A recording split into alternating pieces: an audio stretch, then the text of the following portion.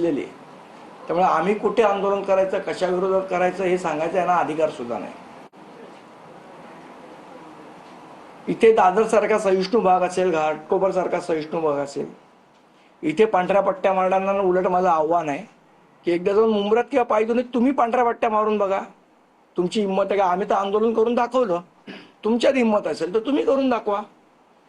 त्यामुळे असले फुकटचे सल्ले आणि आव्हानं हे देणं मुलींना शोभत नाही.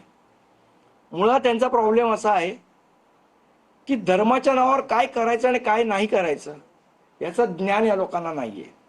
आम्ही जी कालपासून गोष्ट बोलतोय, जी भोंग्यांच्या बाबत बोललो, तीच गोष्ट याबाबत बोलतोय की प्रत्येकाचा धर्म हा त्यांच्या चार भिंतींमध्ये असला पाहिजे, रस्त्यावर नाही.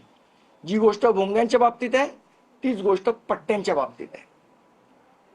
मला काल अनेक माझ्या जैन हितचिंतकांचे पण फोन आले. ते म्हणाले तुम्ही सांस्कृतिक दहशतवाद कशाला का म्हणालात? पांढरी पट्टी मारली म्हणजे सांस्कृतिक दहशतवाद झाला का?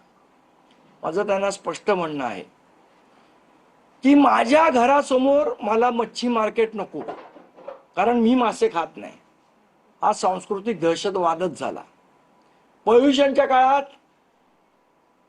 आमचं पोल्युशन आहे म्हणून तुम्ही मासे खाऊ नका, तुम्ही चिकन खाऊ नका हे लोकांना सांगणं किंवा हे लोकांना जबरदस्ती करणं हा सांस्कृतिक दहशतवादच झाला. ही आमची सोसायटी आहे, इथे मराठी माणसाला जागा नाही कारण ते नॉनव्हेज खातात, हा सांस्कृतिक दहशतवादच झाला. आम्हाला जे मान्य नाही ते तुम्ही करायचं नाही हे सांगणं हा सांस्कृतिक दहशतवादच झाला. आणि म्हणून मी म्हटलं की सांस्कृतिक दहशतवादाला खतपाणी आम्ही घालू देणार नाही. कबुतरामुळे सगळ्यांच्या लोकांची हानी होते, सगळ्यांच्या जीवाला हानी पोहोचते, तरीही आम्हाला वाटतं म्हणून आम्ही कबुतराला ओपनवर दाणे खायला घालणार, हा सांस्कृतिक दहशतवादच झाला.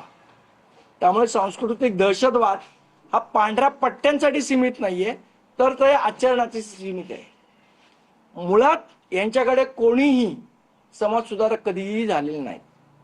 आज जी गोष्ट हिंदू धर्माबाबत आहे, मराठी माणसाबाबत आहे, अगदी तुम्ही जर इतिहासात गेलात तर गोविंद महादेव रानडे,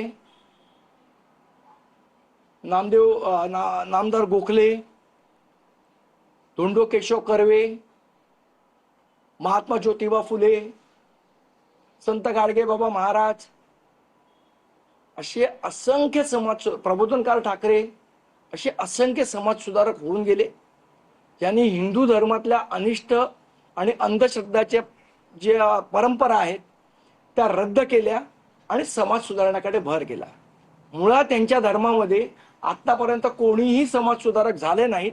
त्यामुळे अनिष्ट प्रथा या बरोबर आहेत, या वृत्तीने या प्रकारची वागणूक ते लोक करतात. आमचं आव्हान आहे जैन धर्मामधले जे शिकले सवरलेले लोक आहेत